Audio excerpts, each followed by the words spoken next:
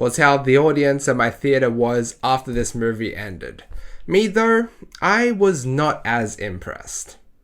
So Insidious The Red Door is the 5th movie in the Insidious franchise and follows on from the first and second movies, where the same actor who played Dalton is back, all grown now, in college, and tries to move away from the past with his father. However, his college dream soon turns into a living nightmare when the repressed demons from his past come to haunt him and his family once again. So like I said, this follows on from the original Insidious movies 1 and 2, because 3 and 4 were basically prequels, focusing on sub-character Elise Rayner, which in my opinion are my 2 favorite movies of this franchise. I'll get to why a bit later, but for sure this movie follows on from the first 2, not only in story obviously, but also in feeling as well, because all I thought after watching this, this now original trilogy, I guess I can call it, or I guess we can call it, I just thought, they just felt like B-tier movies, like B-tier horror movies, and look, I just didn't think they were all that good, okay? In saying that though, the first 2 movies still kept me fairly interested, And I really grew to liking the overall concept of these movies. But hey, look, I haven't talked about Insidious on this channel before, so you know what that means. Let's start from the beginning. The first one I felt was a bit boring at times, a lot of times of just laughing because of how ridiculously stupid it was, almost like one of those haunted amusement park rides. But the movie does get a bit more interesting once you learn more of what's actually happening, and the ending really got me wanting more. The second one was a great continuation of the previous one, making it more interesting and more devilish, although it was a bit more confusing at times with the time travel element, and I didn't really like that aspect of that movie at all. And that will go on to a point I'll mention a bit later on, which involves my kind of dislike on supernatural horror movies, but we'll get to that a bit later. The third one was a fascinating spin-off prequel, still referencing past movies and is still suspenseful, which suspense was a very big part of the first 2 movies. But this one felt more scary and sinister. It was also a much more emotional and personal story, I felt, in a way. It might not be as extensive of a story, and the visual effects were a bit lacking at some points, but it still served as a very neat little story. And finally, the fourth one, which was basically like a backstory to a character I never knew I would love as much as I do now. Wow.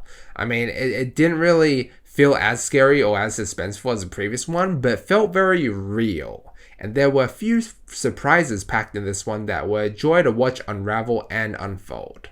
And hey, I'm a very big fan of stuff that's real. Anything that involves personal matters like diseases, loss, grief, psychological pain, trauma, PTSD, anything of that nature, like, for me, by far more scary than ghosts and spirits, which I definitely don't believe in. I definitely do believe that there might be some things of that nature, but definitely not to the extent that some horror movies show it as. Anyway, boom, that's my ratings for the first 4 movies. We're done with that. Now on to the 5th one. This movie, look, I'm just gonna be straight up with you. It was good. I had a fairly decent time with it. Okay, I don't know if it beats the first 2. That might sound a bit harsh. That might sound a bit, whoa, with what I said, how I felt about the first 2. But I think it does. It does beat them to some extent.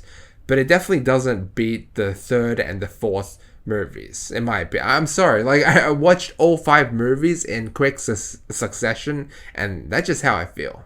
Not saying that these movies are way worse, like you saw, all my ratings, right?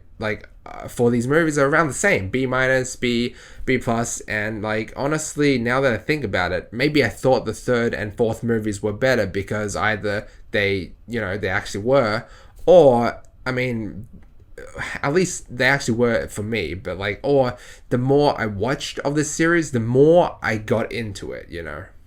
But this movie, in a way, felt like a step backwards. It focused less on an extensive list of monsters, but rather gave us a more compact story. The movie starts out immediately following on from the second movie, which makes sense because they started new and there was a lot of talking and figuring stuff out before the real shit kicks off.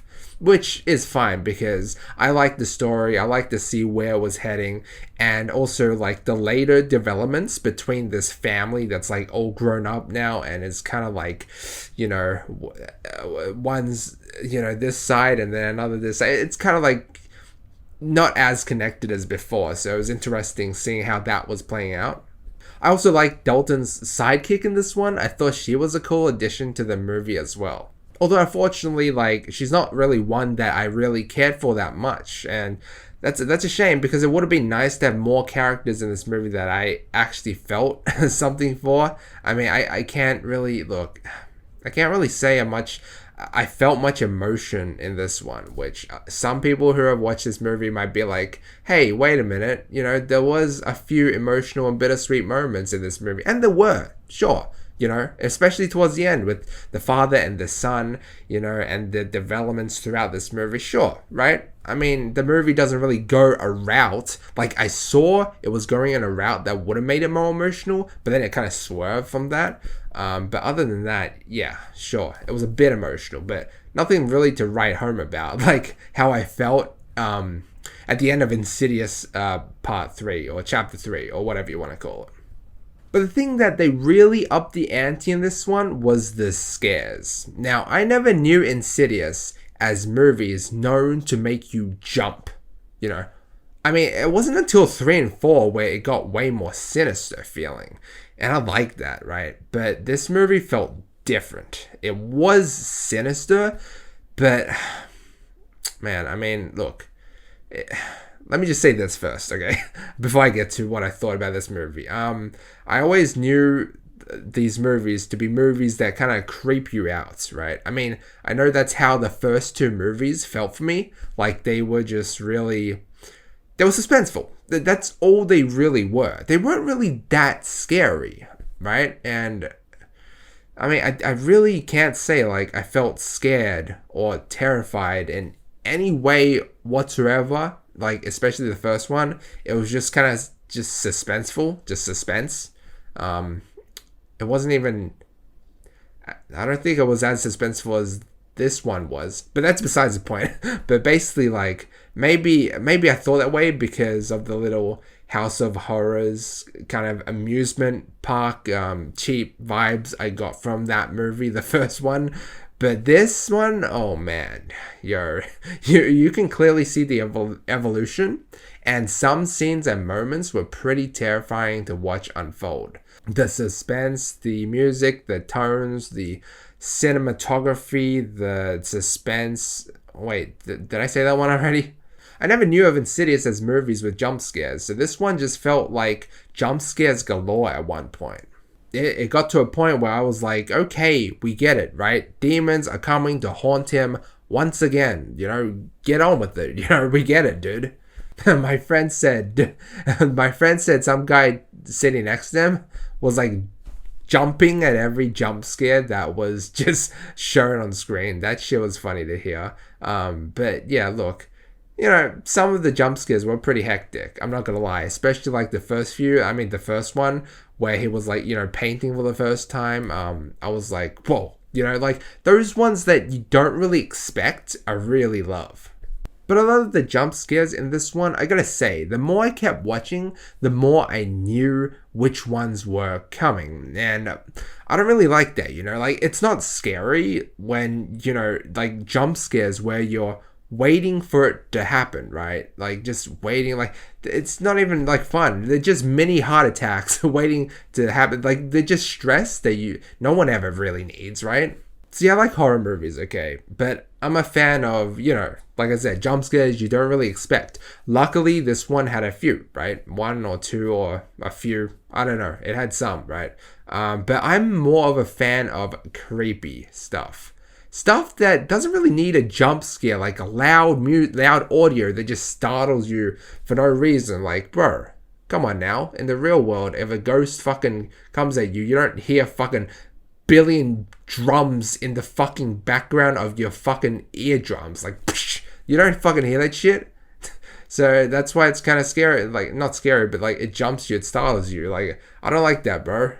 But like I said, I'm more a fan of the creepy stuff that like, doesn't end with a jump scare, but instead ends with you going like, oh shit, whoa, dude, that's, whew, man. This movie had at least one or two of those, which was great. Like, namely in the very beginning, but I wish it had more. Look, like I said, I'm not a huge fan of like supernatural horror. At first, a long time ago, I was like, oh, I don't like it because I just feel like they could do like the stupidest shit, right? Where it's like, just piss off with that nonsense where it's not really scary, but it's just stupid.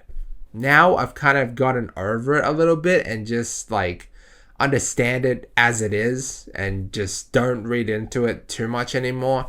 And even though these movies are largely supernatural and is made up as they go, I do really like the concept of the further and how there's another plane where spirits exist and there are some of the more sinister ones that go into the real world to possess real beings.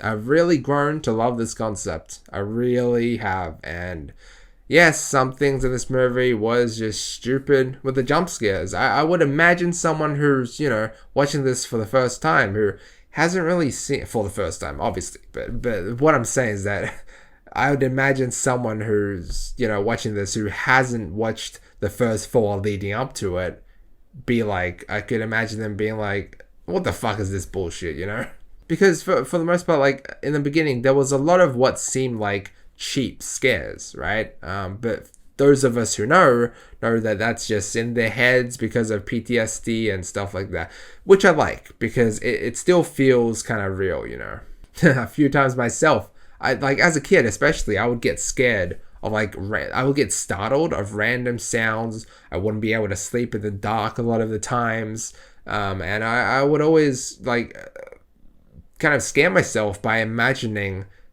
like seeing things, like you see in these movies, and especially this one. And let's see, can we talk about this?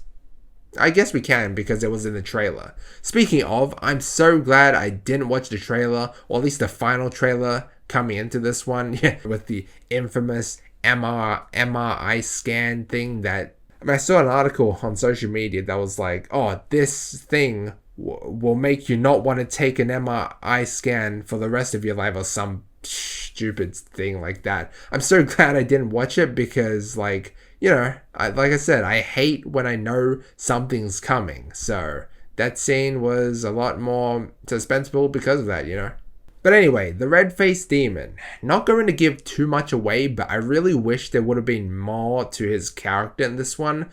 That's all I'm going to say, but I mean, I don't know, like, some people might be like, okay, the mystery of not knowing is scarier than knowing. I'm not one of those people.